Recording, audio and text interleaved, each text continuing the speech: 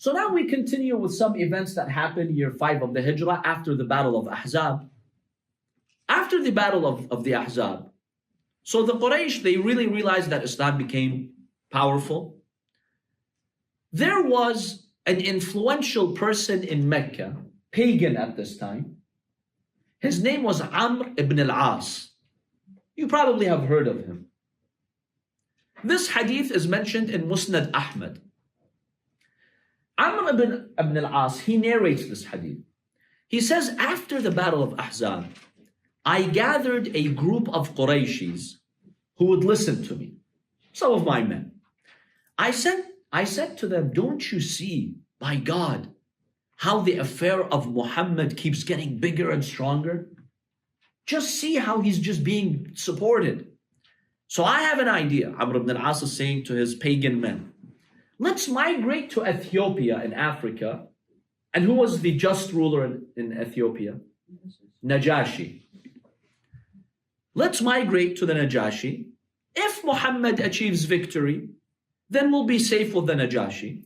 For we would rather be under the Najashi's rule than Muhammad's rule. Look at the hatred. Look at the hatred of this man. Now, by the way, later he becomes Muslim and he's a companion that other schools of thought respect. We consider him a hypocrite, of course. But look, someone who has this hatred, you really think he's going to side with the Prophet? He says, I'd rather be ruled by this Najashi than Muhammad. He legit hated the Prophet sallallahu alaihi wasallam.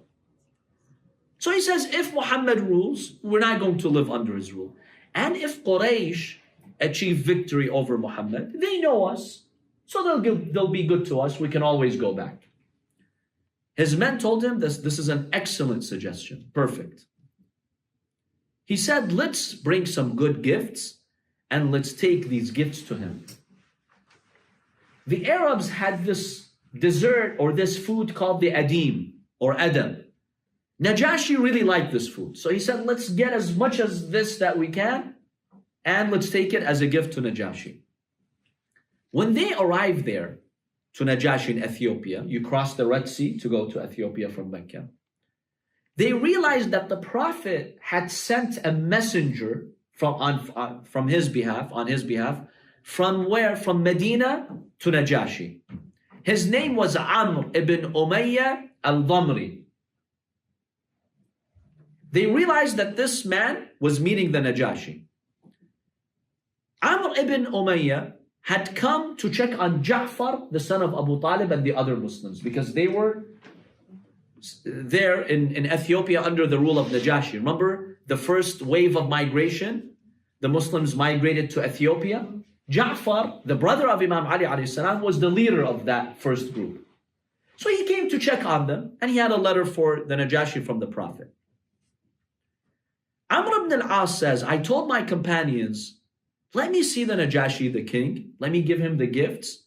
And then I'll ask him to hand over the messenger of the Prophet so I can behead him. When Quraysh hear that we have killed the messenger of Muhammad, we will earn status with them. So in the future, they will honor us for that. So Amr ibn al-As says, I entered to see al-Najashi.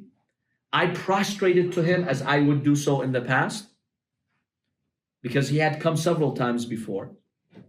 So when the Najashi saw him, he told him, welcome, my friend. Did you bring me any gifts? Meaning that good dessert that you have in Arabia. He said, yes, I have brought you a lot of these gifts. Then Amr ibn al-As makes his request. He tells him, O king, I saw a man who had just visited you. This man is the messenger of Muhammad, and Muhammad is our enemy. Many of our great warriors and noblemen were killed because of him in the battlefield. So I have a request from you. This man, this messenger, hand him over to me, and I want to get rid of him. I want to kill him. Amr ibn al-As says, the minute I said that to Najashi, I saw the anger in his face. And he started beating his face. You know, sometimes when you're so angry or appalled at a suggestion, you just beat your face. So the king started doing that. He said, I feared he's going to break his nose. So I really got scared. I'm like, oh, I'm in trouble. He might kill me any moment. He's the king. So he apologized to the king. Amr ibn al-As says, I'm sorry. if I knew my suggestion would disturb you so much, I would not have made it. So please forgive me. The Najashi responds to him. He tells him, you want me to kill the messenger of a man who is visited by the same angel who used to visit Moses and Jesus? In other words, what is the Najashi saying? That I believe Muhammad is connected to Allah. Jibreel visits him. How do you expect me to kill him? Amr ibn al-As, when he hears this from the king, from the Najashi, he's surprised. But he tells him, is that so? That he is a prophet? He said, yes. And oh Amr, I'm giving you advice. Obey me, go follow Muhammad. I swear by Allah, he's on the truth. And just as Allah gave victory to Moses over the Pharaoh and his army, Allah will give victory to Muhammad. So I am telling you, listen to me, become Muslim. At that point, Amr ibn al-As says, I said to Najashi, yes, you make sense. I will become a Muslim. Let me pledge you allegiance. You be a witness that I have become a Muslim. So this was the moment where Amr ibn al-As decided to become Muslim. Now we believe Amr ibn al-As was a hypocrite. Later you will see what he did with Muawiyah, how he fought Imam Ali alayhi salam. He was the staunchest enemy against Imam Ali. Why do you think he became Muslim? Based on the clues, why do you think he became a Muslim? See, just moments earlier, he said that I'd rather live under this king than Muhammad. I'm running away from Arabia because Muhammad might get stronger there. He hated the Prophet. What changed him? But then later he declared his Islam. Later he goes to Medina and he says to the Prophet, I've become Muslim. But it was during that moment that he decided to become Muslim. Why do you think that is the case? Because he told him that Muslims are going to gain power. Exactly. Amr ibn al-As was very savvy and smart. He's like, look, if this king, with all his wisdom, is telling me that Muhammad is achieving victory, then he's right. Then it seems that Muhammad will achieve victory. And if Muhammad achieves victory, let me go and benefit from that victory. See, many hypocrite companions, that's what they thought. When they saw that the Prophet had the potential to succeed, let's go join him. Because they wanted power. And in fact, Amr ibn al-As got power later. Amr ibn al-As got a lot of power. He was smart. So he knew how to play his cards properly. Not for Allah subhanahu wa ta'ala, but for his personal interests. So later, he leaves. He doesn't tell his companions there. He secretly leaves as a Muslim. And then later he meets the Prophet sallallahu alaihi wasallam and he says that I have become Muslim. Now, Amr ibn Umayyah, the messenger of the Prophet, he had brought two letters from the Prophet sallallahu alaihi wasallam to Najashi. In one of the letters, he told the Najashi that the Prophet wants to marry Habiba. We've talked about Habiba before. Because her husband in Ethiopia, he left Islam.